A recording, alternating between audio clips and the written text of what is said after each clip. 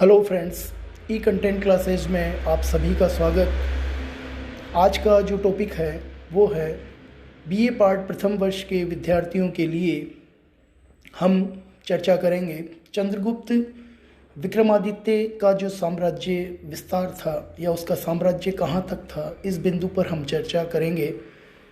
उक्त topic BA part प्रथम वर्ष के विद्यार्थियों के लिए है।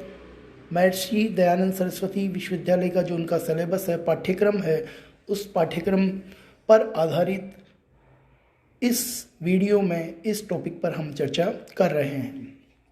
आप सभी जानते हैं कि गुप्त काल या गुप्त वंश भारत का एक महत्वपूर्ण राजवंश रहा है।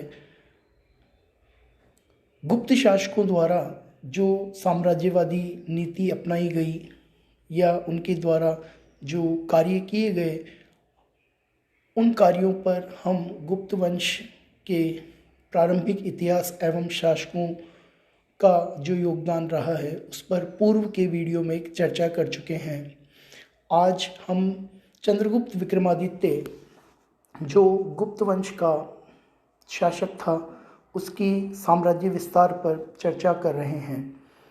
चंद्रगुप्त ने अपनी महत्वपूर्ण विजयों के द्वारा गुप्त साम्राज्य की सीमाओं का विस्तार किया और गुप्त सम्राटों के यश में वृद्धि की थी। उसके समय में गुप्त साम्राज्य हिमालय की घाटी से लेकर दक्षिण में नर्मदा नदी तक और पूर्व में बंगाल से लेकर पश्चिम में गुजरात काठियावाड़ तक विस्तृत हो गया था, यानी यह उसकी सीमा थी। चंद्रगुप्त ने संभवतः पंजाब का भी कुछ भाग विजय कर लिया था। इस प्रकार चंद्रगुप्त विक्रमादित्य कालीन गुप्त साम्राज्य में समस्त बंगाल, बिहार, उत्तर प्रदेश, पंजाब, मध्य प्रदेश का कुछ भाग, समस्त मध्य भारत, गुजरात, काठियावाड़ और उसके प्रदेश सम्मिलित थे। चंद्रगुप्त विक्रमादित्य के साम्राज्य विस्तार का उल्लेख डॉक्टर BC पांडे ने इस प्रकार किया है कि अपनी विजयों के परिणाम स्वरूप चंद्रगुप्त ने एक विशाल साम्राज्य की स्थापना की थी। यह साम्राज्य पश्चिम में पंजाब से लेकर पूर्व में बंगाल तक और उत्तर में कश्मीर की दक्षिणी सीमा से लेकर दक्षिण पश्चिम में काठियावाड़ और गुजरात तक विस्तृत था। अपने दामाद वाकाटक नरेश रुद्रसेन द्वितीय की अकाल मृत्यु के पश्चात चंद्रगुप्त ने अपनी विधवा पुत्री प्रभावती गुप्त के राज्य के संरक्षण का भार भी अपने ऊपर ले लिया था। इस प्रकार वाकाटक राज्य लगभग 10 वर्ष तक गुप्त साम्राज्य के प्रभाव और संरक्षण में रहा था। दूसरे शब्दों में चंद्रगुप्त द्वितीय का प्रभाव क्षेत्र दक्षिण भारत तक विस्तृत हो गया था। वाकाटकों के अतिरिक्त तत्कालीन अन्य राजवंशों जैसे नागों, कदम्बों आदि ने इस प्रकार प्रतापी नरेश के साथ मैत्रीपूर्ण संबंध स्थापित कर लिए थे। इस प्रकार चंद्रगुप्त के शासनकाल में गुप्तों की धाक और उनका प्रभाव संपूर्ण देश में हो चुका था। चंद्रगुप्त विक्रमादित्य की जो शासन व्यवस्था थी वो कैसी थी, उस पर हम चर्चा करेंगे। अपने पिता समुद्रगुप्त की भांति चंद्रगुप्त द्वितीय न केवल एक महान विजेता था अपितु एक कुशल और धर्म सहिष्णु शासक भी था। उसके सुदृढ़ शासन प्रबंध की प्रमुख विशेषताएं निम्न थी। चंद्रगुप्त विक्रमादित्य की शासन व्यवस्था के अंतर्गत हम सबसे पहले केंद्रीय शासन की बात करेंगे, यानी सेंट्रल एडमिनिस्ट्रेशन किस प्रकार का था। राज्य का सर्वोच्च जो पदाधिकारी था वो सम्राट था। उसे शासन संचालन में मंत्रणा देने के लिए मंत्री होते थे। यद्यपि सभी शक्तियों का स्रोत सम्राट था, यानी समस्त शक्तियां उसके हाथों में केंद्रित थी, तथापि मंत्री परिषद की सलाह भी काफ़ी वजन रखती थी और सम्राट निरंकुश नहीं था। विभिन्न विभागों के कार्यों का संचालन करने के लिए कई प्रकार के पदाधिकारी होते थे। डॉक्टर राम हेमचंद्र राय चौधरी ने लिखा है कि देश के शासक को गौप्त्र कहते थे, भुक्ति के शासक को उपरिक महाराज कहा जाता था।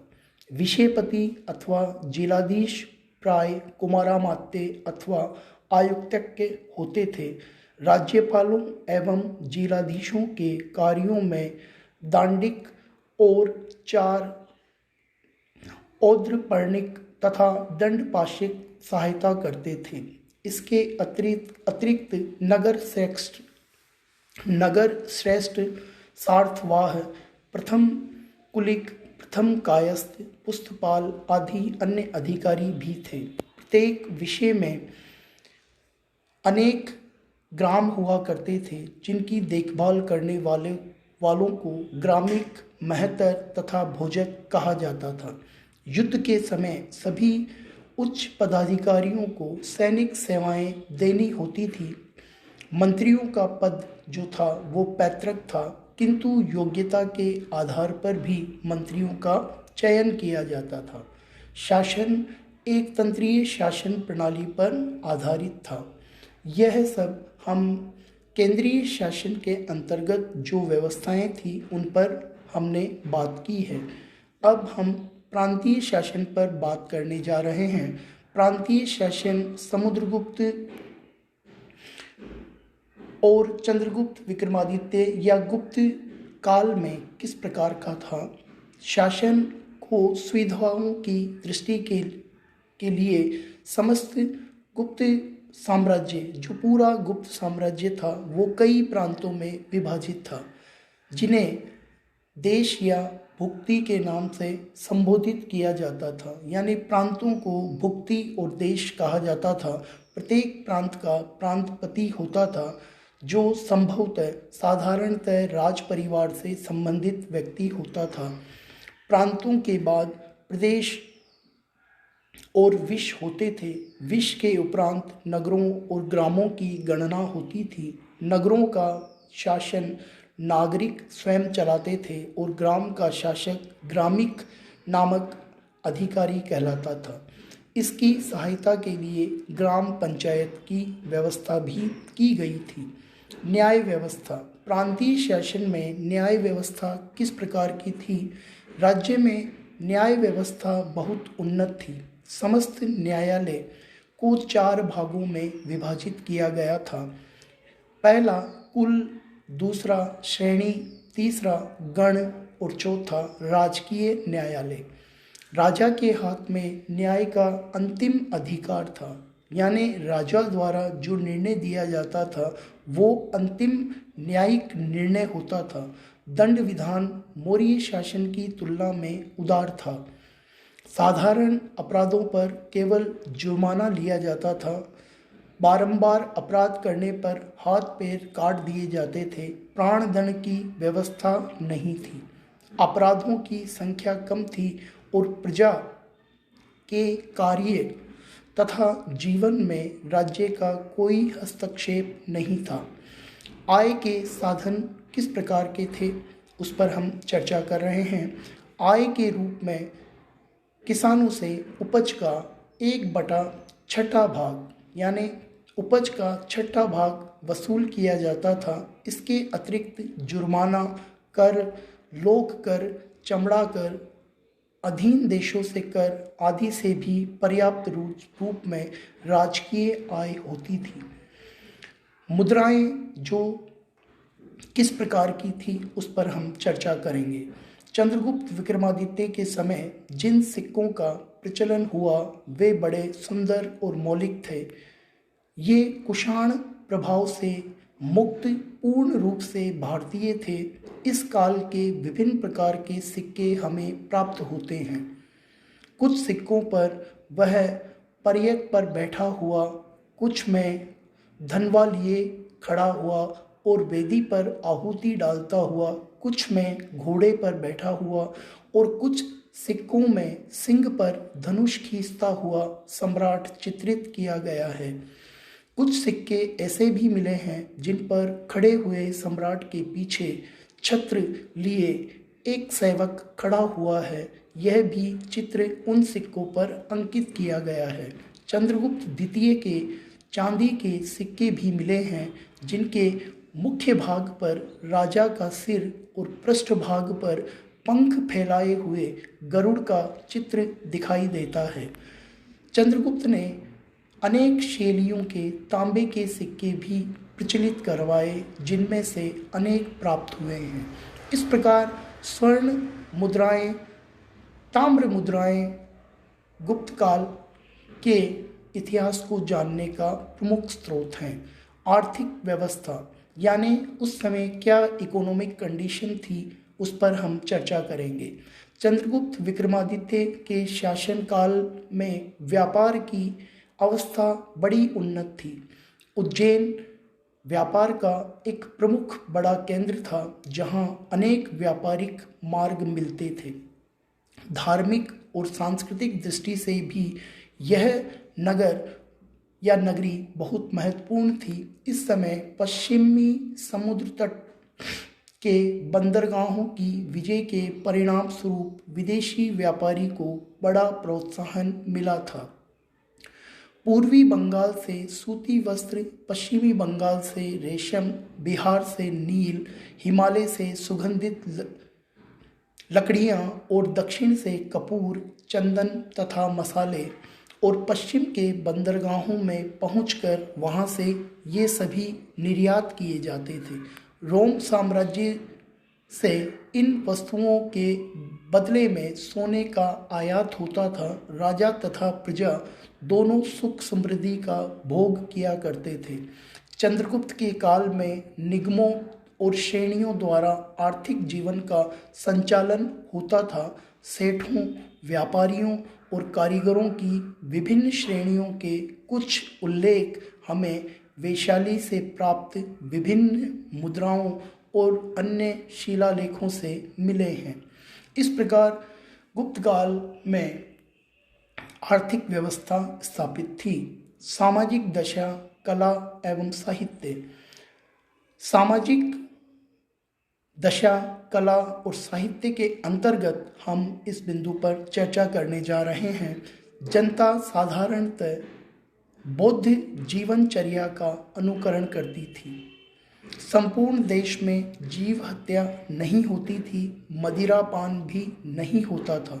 लोगों का नैतिक स्तर बहुत ऊंचा था। वे जन कल्याण एवं समाज की सेवा में तत्पर रहा करते थे, परंतु शूद्रों के साथ सद्व्यवहार नहीं होता था। छुआछूत का वही विकृत रूप था जिससे आज स्वतंत्र भारत में असंवैधानिक घोषित किया गया है। औषधालयों में गरीबों को निःशुल्क भोजन और दवाइयाँ दी जाती थी। प्रजा सुखी थी। चंद्रगुप्त विक्रमादित्य स्वयं विद्या का प्रेमी था। उसके राज्यकाल में संस्कृत भाषा ने बड़ी उन्नति की थी, यानी संस्कृत भाषा का विकास चंद्रगुप्त विक्रमादित्य के शासनकाल में सबसे अधिक रहा। कहते हैं कि 9 बड़े विद्वान जो थे उसके दरबार में के नवरत्न थे। अनेक विद्वानों के अनुसार संस्कृत का प्रसिद्ध कवि कालिदास भी इसी समय में हुआ था। इसी काल में जो है कला की बहुत बड़ी उन्नति हमें दिखलाई देती है। दिल्ली में कुतुब मीनार के पास लोहे की जो लाट खड़ी है वह भी इसी काल की बनी हुई है। ये सब प्रमाण हमें गुप्त काल की आर्थिक संपन्नता, साहित्यिक संपन्नता की ओर हमारा ध्यान आकर्षित करवाते हैं। चंद्रगुप्त विक्रमादित्य का व्यक्तित्व एवं उसका चरित्र कैसा था, उस पर भी हम चर्चा करने जा रहे हैं। चंद्रगुप्त अपने पिता की भांति चंद्रगुप्त विक्रमादित्य भी कला एवं साहित्य का विशेष प्रेमी था। कला और साहित्य से उसे विशेष अनुराग था। चंद्रगुप्त एक महान शासक और विजेता था। उसने समुद्रगुप्त के स्वर्णिम गौरव को, जो रामगुप्त के अशक्त हाथों से धूमिल हो गया था, पुनः पराकाष्ठा पर पहुंचाया। यानी गुप्त गुप्त वंश के शासकों में चंद्रगुप्त विक्रमादित्य ने अपनी योग्यता के बल पर पूर्व के जो शासक थे, पूर्व के जो पूर्वज थे, उन पूर्वजों की जो महत्वता थी, जो उनकी प्रसिद्धि थी, उस प्रसिद्धि को बरकरार चंद्रगुप्त विक्रमादित्य द्वारा रखा गया था। चंद्रगुप्त विक्रमादित्य नीति पटुता एवं व्यवहार कुशलता से शिवाजी जैसा था। वह पात्रानुकूल व्यवहार किया करता था। शासन में युद्ध एवं नाश्या के साथ साथ वह अन्य राजनीतिक साधनों का भी सहारा लेता था। नागों एवं वाकाटकों से उसने वैवाहिक संबंध स्थापित किए थे। उसने अपने सहयोगी एवं समर्थकों की भारी संख्या इकट्ठी की थी। चंद्रगुप्त एक उदार एवं लोक सेवी नरेश भी था।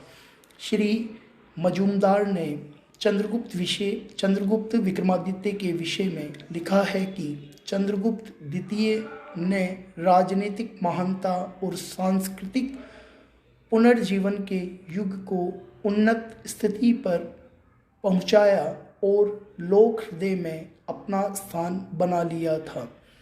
उसकी धर्म की जो सहिष्णुता थी, उसकी बड़ी उच्च कोटि की थी। इसी कारण चंद्रगुप्त विक्रमादित्य ने इतिहास में गौरवपूर्ण पद को प्राप्त किया था। इस वीडियो में हमने चंद्रगुप्त विक्रमादित्य की जो शासन व्यवस्थाएं थी, उस पर हमने चर्चा की है। केंद्रीय प्रशासन, प्रांतीय प्रशासन, आय के साधन, न्याय व्यवस्था, मुद्रा व्यवस्था, आर्थिक स्थिति, सामाजिक दशा, कला एवं साहित्य की स्थिति और चंद्रगुप्त विक्रमादित्य के व्यक्तित्व एवं उसके चरित्र पर चर्चा की है। धन्यवाद।